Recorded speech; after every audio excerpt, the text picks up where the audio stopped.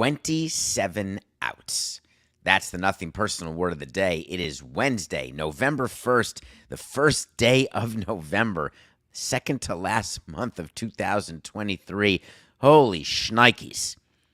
27 outs is the exact number of outs that the Texas Rangers have left to get in order to have their first ever World Series championship. They've never won one. The entire franchise, not one. For all the people complaining that you don't get enough rings in the cities where you are, guess what? Texas, 0. We have much to get to today. I'm going to lead off with new merch alert. Go to davidsampsonpodcast.com, and we have dropped a shirt. If you guessed NCTP as the next shirt, and you were the first one to do it, you're a winner, and you'll be contacted by us today. No chance toilet pants. One of our favorite expressions. We have shirts. We have hoodies. Horse hockey hoodies. Check out all the colors. DavidSampsonPodcast.com and get that merch during the show. Right now, we're live on Nothing Personal with David Sampson YouTube channel. Enjoy. We're going to have another drop next month. Don't you worry.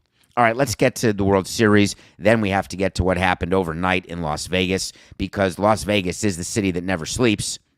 I'm all in on middle-of-the-night stuff in Vegas, but geez, give me a break. But we start with the World Series, where if you're a Nothing Personal fan, you knew way before everybody else that Adolis Garcia and Max Scherzer were done. We told you the Rangers were just playing with you, playing with the media. We'll have an announcement later. We're not sure. He took some swings. We'll get you a status report later. Fox went up with their pregame saying we're still waiting for news. I was like, hey, why don't you go into the clubhouse and see if there's a locker for two of the replacements? If there's another pitcher who has a full locker and another position player with a full locker, wait a minute. That may give you an idea that Garcia and Scherzer are off your roster. In the postseason, when a player gets injured, the rule is that player can be removed from your set postseason roster. No problem.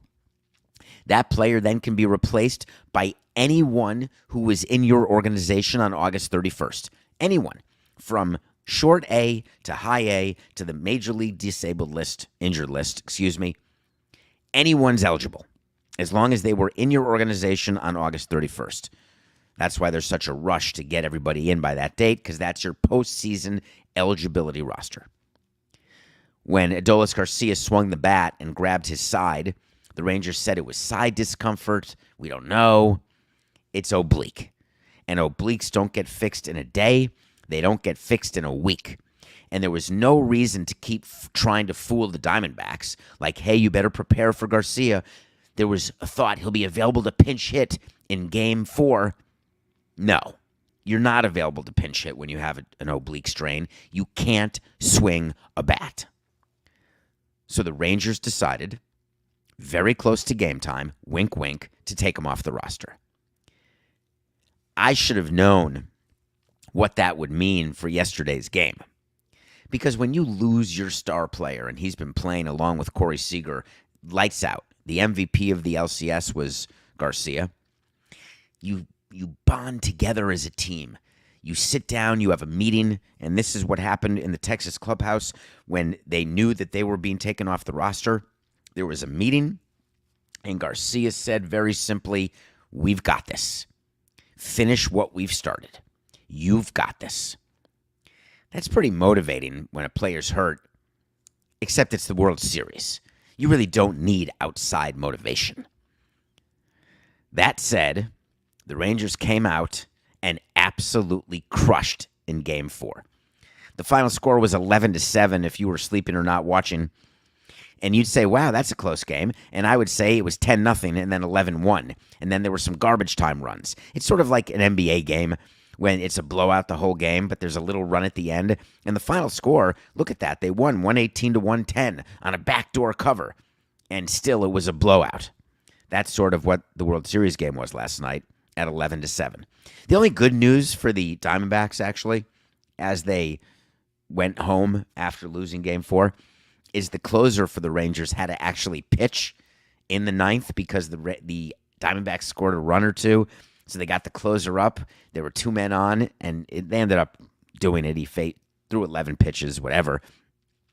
Moral victories are not important in the postseason, though that was a moral victory for the Diamondbacks. So Scherzer won't be able to pitch Game 7, which is a lucky break for the Rangers. Garcia is no longer in the middle of their lineup, which is a lucky break for the Diamondbacks. Marcus Semien is hot. That's a lucky break for the Rangers.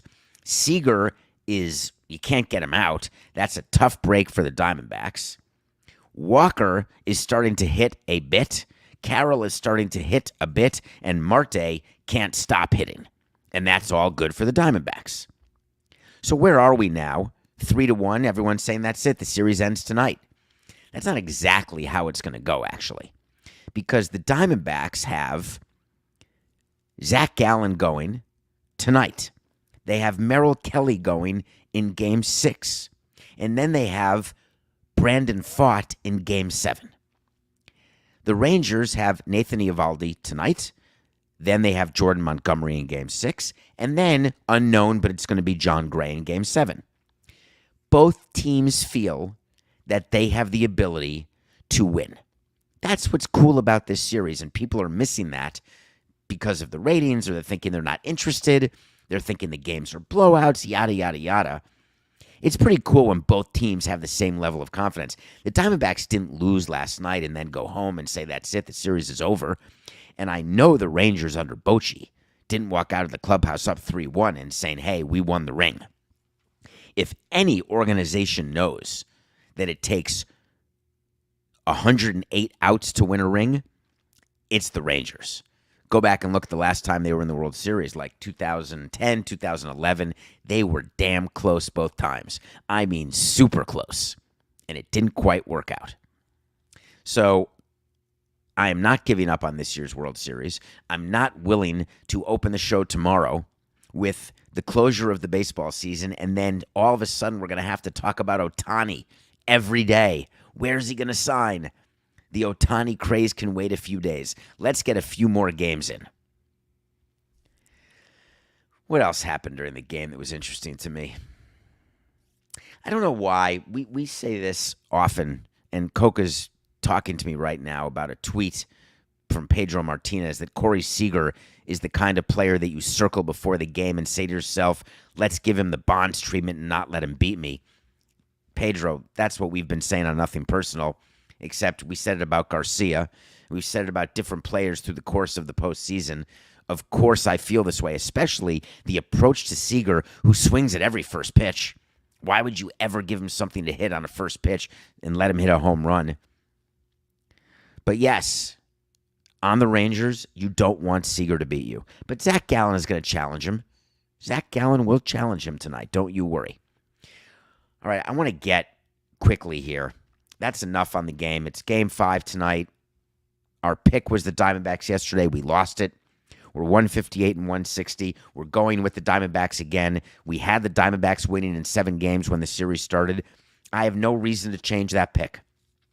As despondent as everyone is in Arizona, and as thrilled as everyone is in Texas, this series is going sort of how I pictured it would go, other than I didn't expect it to be a full blowout in a bullpen game yesterday, but I would expect Zach Gallen to win at home. I would expect Merrill Kelly to win in Texas, and I think Brandon Pfaadt is ready to go in Game 7. We'll see what happens, but that's my pick. All right, let's get to what happened in the NFL. I love fiery managers. I'm in. When your team isn't performing, you blame it on the manager. Absolutely. I'm good with it. When you have an unrealistic expectation about your team and you sign a bunch of players and then it doesn't work, you got to fire someone. I never liked firing the manager and the general manager at the same time because that's a lot of tumult. The Raiders last night fired their general manager and their coach. Yes, that is true. When you make a decision that you're going to fire someone, here's how you have to make that decision. It's based on, have we gone to the point of no return? Have we lost the moon? And the moon in this case is this season. Can it come back?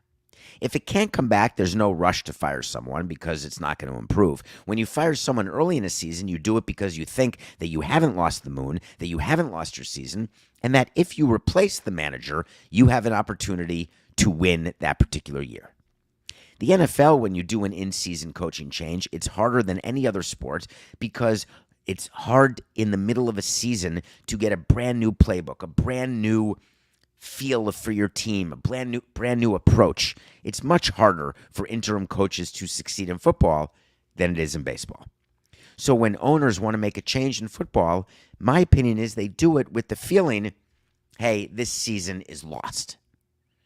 If the Raiders feel like their season is lost and they're upset that they signed Jimmy G and they gave him all that money, what did they give him, 3 years, $72 million? And you know that Adams, your wide receiver, is throwing his helmet and he's furious. If you make a coaching change the day after a player tantrum, you've lost the clubhouse. You think that their new coach, who is it, the former Giant, what's his name, Coca? I'm blanking right now. Antonio Pierce, is that right? You think he's walking in, he's promoted, he was a coach on the Raiders, but you think that he's got the respect when the players know that the front office and the owner is reacting to what the players do and the tantrums that the players have? The whispers that they had, they want to get rid of McDaniels? Mark Davis, the owner of the Raiders, you've seen him, Al Davis's son, not unlike Hal Steinbrenner, grew up with a very, very large figure as a father, overwhelming figure in George Steinbrenner and Al Davis. And then you were given the team and you run the team now. Hal Steinbrenner runs the team as his dad would not have. That is why Cashman and Boone have jobs year after year after year. He doesn't like firing people the way his dad George did. That's Hal Steinbrenner. Mark Davis is very much like his dad and doesn't run from that. He actually embraces it. The Raiders go through coaches the way we went through managers with the Marlins. Antonio Pierce is going to be the 8th different coach since Mark Davis took over. In addition, though, he's looking for his 5th general manager. This is where I have the problem. We had very consistent views of who the GM would be. We had Jim Beattie in Montreal, then we had Larry Beinfest for a large number of years in Florida, and then we went to Mike Hill, and then Mike Hill, and then Mike Hill. That's all we had. Larry Beinfest and Mike Hill. Now, you could say you guys never won anything. Yeah, we did. We won a World Series. You could say, well, after that, you didn't win anything. I'll say, well, we had a good year in 2009. We were in it for a while, even in 15 and 16. But I'm not going to defend that. I'm just going to tell you, we didn't want at the same time to have no GM and no manager. It's too much. Mark Davis makes the decision to fire both. Okay. When you fire in the middle of a season, you have to have a plan for how the team is going to operate. Because unlike other jobs where you could fire someone and they could stay on for 2 weeks, or you could tell them, hey, here's your notice, but please help with the transition. In sports, when you fire a manager or a general manager, they're gone that day. They pack up their office. There's somebody watching over them from security. They walk to their car, and you send them the rest of their crap the next day. Done. When you do that, you've got to have the replacement ready. And if you have the replacement ready, when you do the firing, that's the PR. That's the statement. The Las Vegas Raiders have decided to let go of their coach and general manager. Replacing them on an interim basis will be blank and blank. That's a statement. Instead, at 10 p.m. local time in Vegas, Mark Davis says, after much thought about what the Raiders need to move forward, I've decided to part ways with Josh and Dave. In a statement, don't do that. Be much more formal. Give last names. It's really not that nice. Oh, we know each other so well. They're like family. That's my other thing I love in statements. Oh, it's so sad. It's like firing my son. These guys are like families, and I wish their families well. Give me a break. I've decided to part ways with Josh and Dave. I want to thank them both for their hard work and wish them and their families nothing but the best. I'm sure their families are whistling Dixie out of their tuchus when they were woken up out of a slumber at 10 p.m. because their father and husband just got canned. 10 p.m. for that announcement. You just had that epiphany. You just decided today that you were going to fire him. What were you, giving it thought? Were you calling on people, asking their opinions, Mark? You could have had this announcement done at 5 p.m. local time, an hour after the trade deadline, which is very nice of you to have your general manager work the trade deadline and then can him. But do it right then and there, 10 p.m. And then, that's 1 a.m. Eastern time. Then he waits an hour to name the interim coach. And then waits an hour more to name the interim GM. What's the story with that? I find it to be unreasonable. When you fired Josh and Dave, you knew who was replacing them. You were going to promote someone who was working for Dave, because there's no way you're bringing in someone new to run the football operation. You can't do that midseason. Doesn't work. So you promote from within and you name him the interim. Fine. You haven't figured out who on your coaching staff you're going to move up to become the head coach? There can't be an hour. There has to be phone calls made by Antonio Pierce at 10:01 p.m. Frankly, I would have our managers make those coaches, the new manager, make the calls to players before we even announced it. I don't want my players reading as they're going to bed or they're out in the Bellagio, reading that their coach got fired. It's ridiculous. So Mark Davis has decided that he believes the Raiders' season is salvageable, but he decides it very late at night, leaving the media figuring out when to report it, how to report it. Do we break in news? Do we bring people back who are sleeping? I find it all quite unreasonable. And it's not exactly that he just thought of it because the Raiders just got bad. It's pretty funny. All right. What's going to happen with the Raiders? They're going to have this interim coach. Antonio Pierce will be the interim coach. He will count as a minority coach in the stats for this year. Then they'll have to do a full coaching search. I wonder whether he'll try to get John Gruden back. That'd be funny. It's going to be interesting. Antonio Pierce's first game is against his old team. I don't know if you know that. He won a Super Bowl for the Giants. He's now going to get to coach against the Giants. So Raiders play the Giants. And then we're going to see the Raiders again in prime time as they face the Jets. I'd like to speak on behalf of all fans everywhere, and I think that there should be a mandate that the Jets, Raiders, and Giants are not allowed in prime time. I'm just throwing it out there. For those of you who are watching every weekend in prime time, wondering why it keeps being the New York teams, it's the same people who decide that the Red Sox and Yankees should be on prime time every single week as well. It's the market, baby. All right. Let me give you a minute during this break to get on davidsampsonpodcast.com. Go check out the No Chance Toilet Pants. Let me know at davidsampsonpodcast.com if you like the design. I think you're going to. I think it's funny. I like it. I'm getting the hoodie. I'm also getting the horse hockey hoodie because it's freezing in the Northeast right now. All right, we come back. We're going to review a documentary that you asked me to watch, and I had not realized it had come out. And I thought for sure I knew the story of Milli Vanilli, and it turns out I was wrong. And then I want to tell you something that's going on with the regional sports networks that's going to impact you as a fan of either basketball or hockey or baseball. And we'll do it right after the break.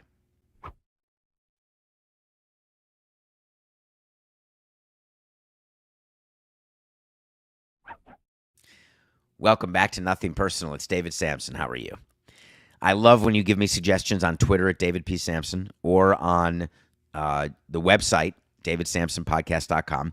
I keep a list, I really do, on my phone, a list of what movies you ask me to watch, and I try to get to them. I'm in the middle of a Better Call Saul significant binge, that is for sure. But I still am watching movies too. So you asked me to watch Milli Vanilli, and I did.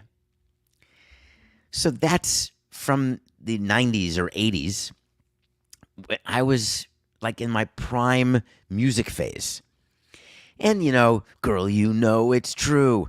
Blame it on the rain. I mean, there's songs that we've all heard of.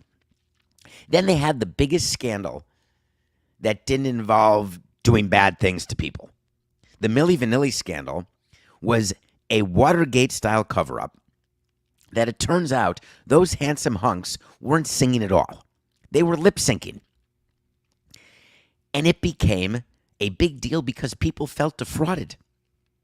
They were in love with Fabrice and Rob. They thought they had the greatest voices, the greatest dance moves, the greatest buys, tries, and delts. Turns out they had everything but the greatest voices. This documentary talks about, and they have Coca. They have one of them interviewed, and I don't want to spoil it because only one of them is interviewed, and there's a reason why only one of them is interviewed, and I'm blanking whether it was Rob or Fabrice. I think it may have been Fabrice who was interviewed, or it may have been Rob. Sorry, Coca. I can't believe I'm having this sort of brain melt at 8:21 in the morning on a random hump day, first day of November. Do you have it? Do you know? I don't want to spoil it. All right, here's why you need to watch the documentary, even if you don't like or never heard of Milli Vanilli. What music executives do to artists, we've read about, where they sign these contracts, they don't know what they're signing, and then they become famous, and George Michael says, I'm famous, I don't want to do any albums for you. And there's tons of artists who end up fighting with their record label, except there's a million artists who get signed by labels who never make it, who are just thrilled to have an opportunity to make an album, and then once they make it, they're pissed that they signed that contract. I'm a little bitter about this. I'm bitter about this because you never read about all the people where, and this is not David Sampson, face of corporate greed. The number of people, it's like player agents. Do you know how many players are signed by agents who don't make it? And the agents, and this is me defending agents, can you believe it? Agents spend so much money on players who don't net them a dollar. They don't get to arbitration. They don't get to the big leagues. They get nothing, except they get funded by the agency. There's a whole cost center within an agency of just cost of doing business. That's the same thing with a record label. You sign a bunch of acts, they cut albums, and guess what? They suck. They don't make it. And then once someone does make it, they're like, oh, I don't want to do this anymore. I'm not going to make songs for you. I didn't expect you to get this much money. Give me a break. So Fabrice is in this video, is in this documentary telling the story of Milli Vanilli, telling the story of what they signed, why they signed it, telling the story of how bad it was, telling the story of the insanity of fame and the people who want to be famous, who become famous and then realize fame is not all that it's cracked up to be. Neither's cracking up. Keep that in mind for everybody who wants to be famous. The grass seems to be very green. Fame and money. Not always, and not for everyone. It's called Milli Vanilli. Okay. I don't want to spoil the fact that it's Rob who died. Let them watch the documentary, Coca. Wait, was my microphone on for that? Hello? All right, start again. 4, 6, 9. Go ahead and watch Milli Vanilli. I think you're going to like it. All right, let's get an update for you. About a year ago, under a year ago, when Diamond Sports filed Chapter 11, go back to shows I've done with Skipper, go back to previous Nothing Personal episodes. There's a way to search it, I think, or you can just look for previous episodes, where we talked about what it meant when regional sports networks go bankrupt, so to speak. MLB has said, we will take over. We will get the games to our fans if we have to. MLB, the Arizona Diamondbacks, who are 3 wins away from winning the World Series, their TV was done by Major League Baseball. Major League Baseball is trying to figure out how many teams it's going to have to be the broadcaster for next season.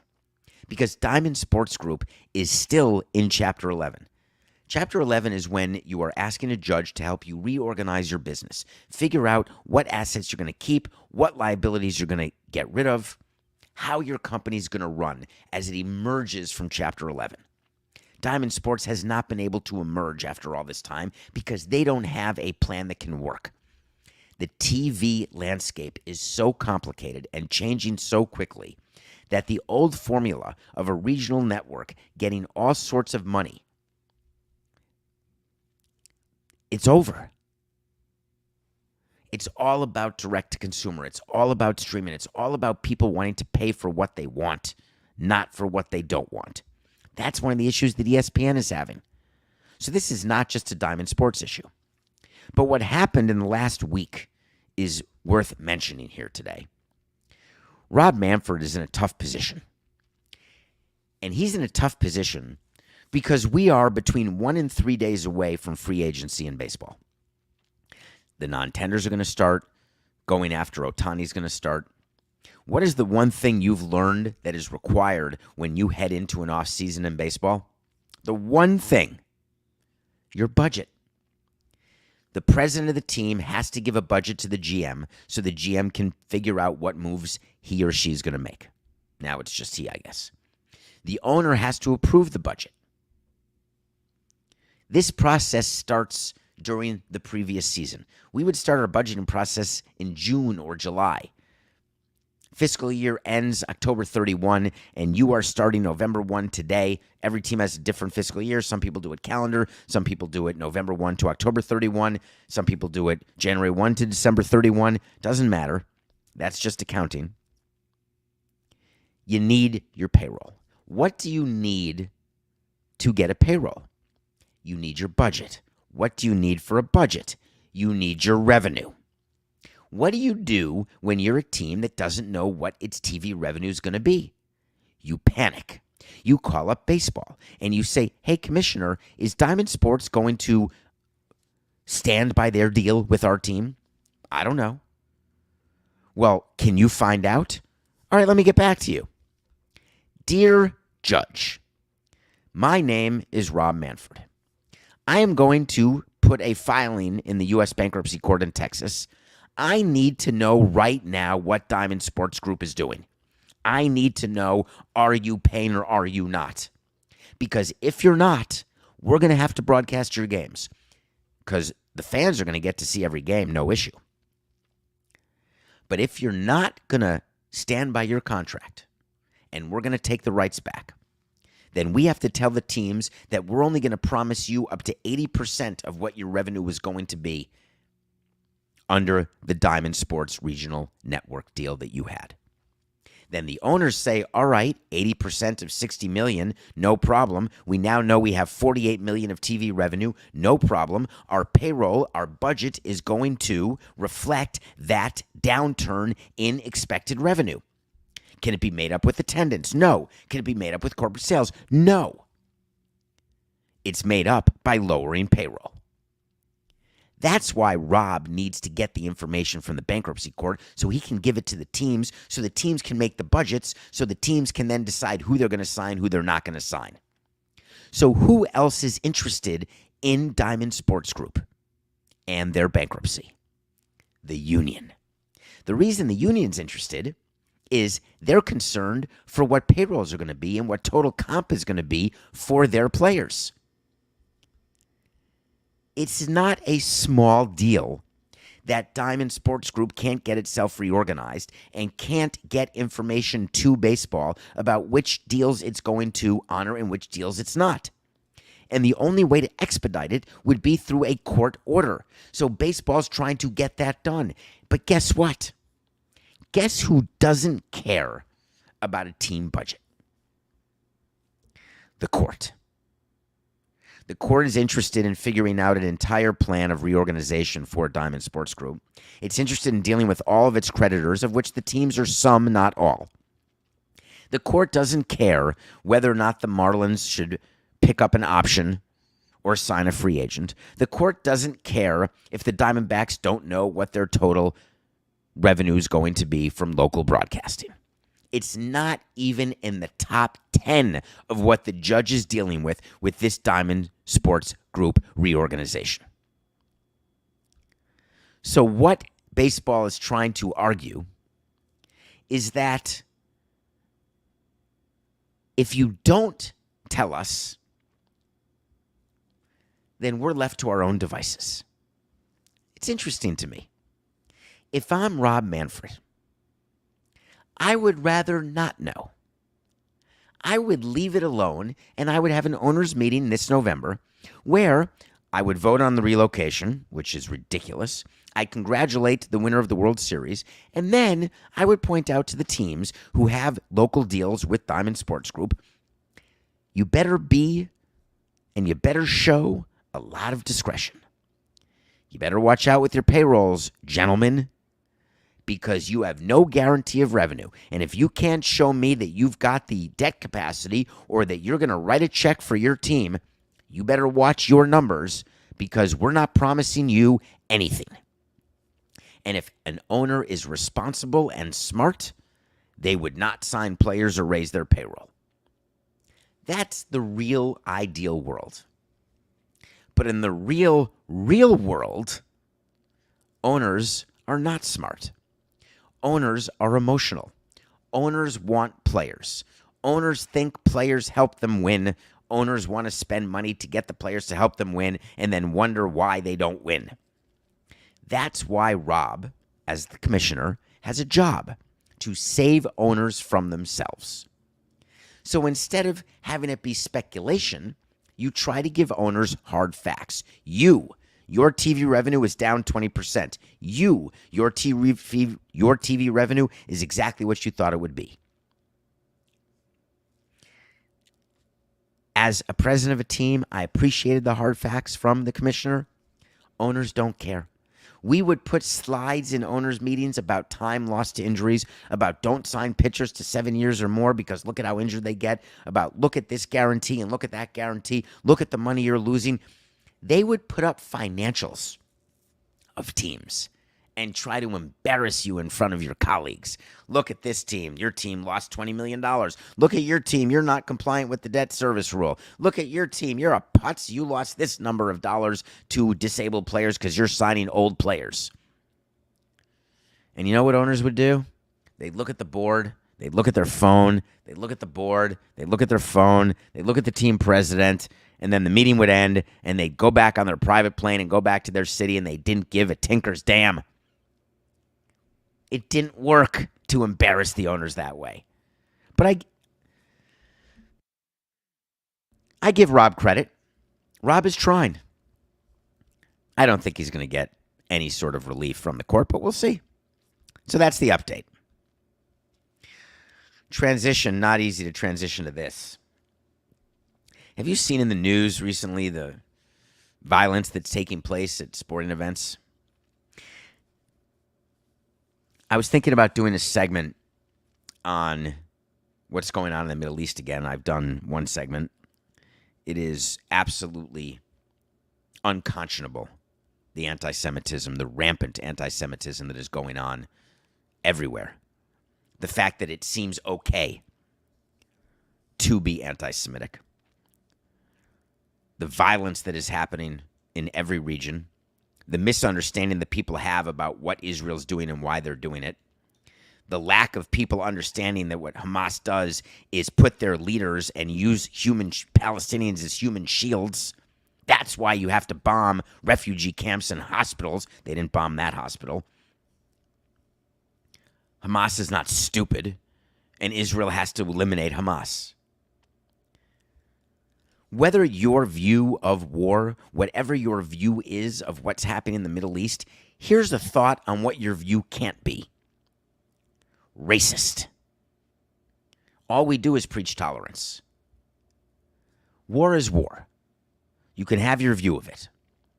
But to march on campuses and to have demonstrations and rallies and to be violent and to talk about anti-Semitism in a way and to threaten, both cyber threats, actual threats. Do you think that violence is now just normalized? Why is sports caught up in the violence of war? It's sports. It's because of betting, because of money, religion, land, history. I've had just about enough of violence in sports. Fan violence. I'm going to show you a picture right now if you're watching Nothing Personal with David Sampson. I just want you to look at this picture. Coco, will you put it up, please, if you don't mind? That's Fabio Grosso. Grasso, I'm sorry. He's the coach of Lyon. They're a League One soccer match. Do you see his face? If not, I'll give you the description. He got the crap kicked out of him by fans of Marseille, another team. Keep the picture there, Coca. I want people to look. I want people to look and then explain to me. I don't care if your team loses and they're supposed to win. They win and they're supposed to lose. They stink. They gave up a goal. They did a handy. They did a footy. I don't care what happened. Explain to me why there should be a right, why you as a person have a right to be violent against anyone on another team. Forget the fact that I have a view of violence against a person in a non-battle situation. I'm just curious. What gives you the right? All Lyon was doing was trying to leave a game. That's it. It's an unbelievable black eye for one of my favorite countries, which is France. The fact that this happened. There were rioting fans. The game was canceled because of these fans.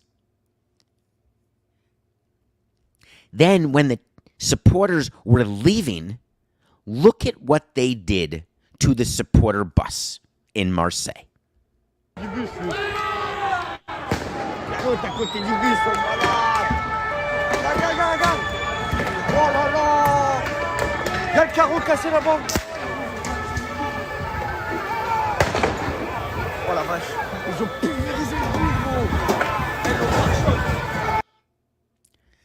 In 2003, we were leaving Wrigley Field, and there were people who surrounded our bus, and we were scared. It never occurred to me that it was going to be violent. They were hitting the bus, and they were angry that we had won Game 6 and Game 7, and they were even touching the bus, and we got out of there, and we were not scared. It didn't occur to me 20 years ago that there could be a level of violence in Wrigley Field that would cause me to actually be fearful. I was happy to be on the bus, don't get me wrong. I was happy to have Big John around me, don't get me wrong. But it never occurred to me that there would be riot mass violence. It never occurred to me that games would have to be canceled for anything other than disco night. Now it seems in Europe, it's standard. Marseille is a city that's only 500 miles south of Paris. Marseille is hosting Olympic events. This summer, Paris Olympics, French Olympics. And the violence that's going on in France should make the Olympic Committee realize, too late to do it, although I guess they could go to Saudi Arabia, too late to do it. But the amount of violence there, if I'm an athlete, I'm scared. I want to see the security plan. So Marseille had to make a statement. Obviously, you have to do a statement when that happens. They deplore the unacceptable incidents that took place in the vicinity of the Stade, involving the official team bus and buses of the supporters. The club wishes Lyon coach Fabio Grosso a speedy recovery and strongly condemns this violent behavior, which has no place in the world of football or in society. So far, this statement doesn't go far enough. But then they get to the second paragraph. Because of a handful of thoughtless people, the party planned for this evening, which is the game, has been ruined, and 65,000 fans have been deprived of attending a football match. Handful. What do you think of when I say handful? 4? I mean, if you have 2 hands, even if you have big hands. Let's say you've got really big hands, and you can have a handful. 10? Can you get your hands around 10 people? 8 people? It wasn't a handful. It wasn't even a gaggle. It was a swarm. I think there should be a penalty against Marseille. And here's what the penalty should be. You don't get to have fans in your games for the rest of the season. If we don't start meting out penalties that are disproportionate and hope that those become a deterrent for those fans, how are we going to fix it? All right, I'll go one level deeper then. How about mass arrests and imprisonment David, I hate when you do that. I hate when you say that people should be put in jail. Really? I hate when people think that it's okay to beat the crap out of somebody else or to think that a sporting event is a good opportunity to be violent. It's a sporting event.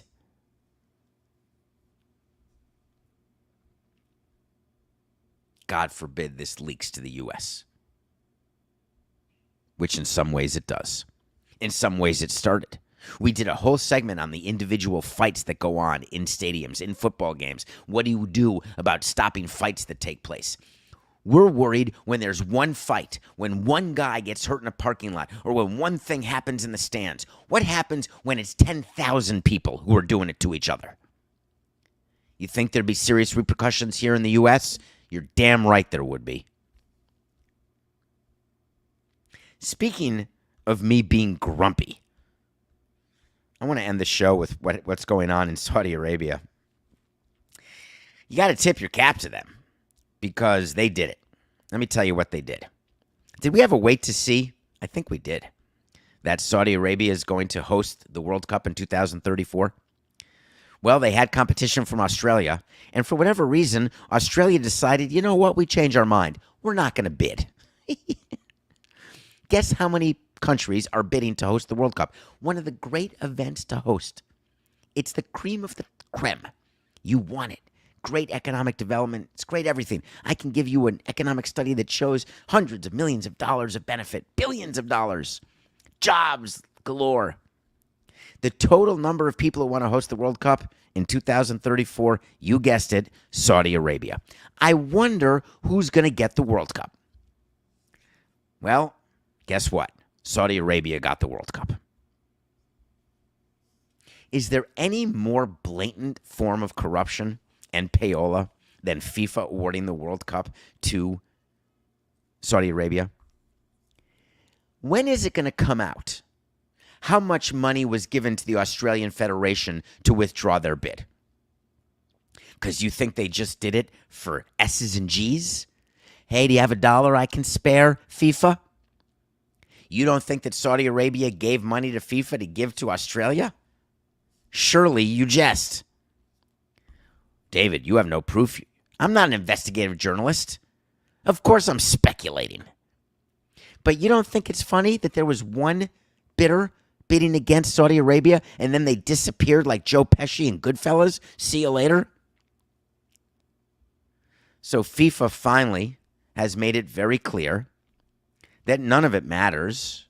Doesn't matter what your country does. Doesn't matter what your country believes in. Look, we did the World Cup in Qatar, and everything was rainbows and unicorns.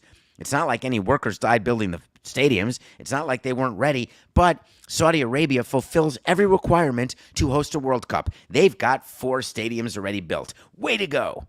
Oh, that's right. Thank God we changed the rule because it didn't used to be 4. You had to have more. But Saudi Arabia only has 4, so you better change the rule that all you need is 4. Now they'll start building. FIFA bent over backwards to placate Saudi Arabia, to get Saudi Arabia to host the World Cup. Why? Why would that be? There's a benefit? What could the benefit be to FIFA for having the World Cup in Saudi Arabia? I can't think of one. Hold on, give me a minute. Because they've got a league, so players are signing there for a ton of money. That may be it. Because Messi's a spokesperson. That's pretty good. Because Ronaldo actually plays there and is a spokesperson. That's good. Because now Saudi Arabia is a legitimate place, the soccer hotbed of the world. Yeah, that's good. To cap it off with hosting the World Cup, outstanding. I triple dare anybody to tell me that there was no corruption. To that I say, no chance, toilet pants. This World Cup smells. It stinks. It's disgusting. And you know what? What do? I'll give you 3 options, and I'm going to violate all 3 of them, so I'm going to have to go back and think quite a bit more about it. Do we not watch? That's hard to do. Do we not promote? That's hard to do. Do we not engage? That's hard to do. You want to show FIFA? The entire world can show FIFA by doing no deals, no sponsorships. Every single company that does business in North America don't do business with FIFA for the World Cup in Saudi Arabia. You think that that's possible to happen? It's just business. Welcome to Saudi Arabia, FIFA. This is nothing personal.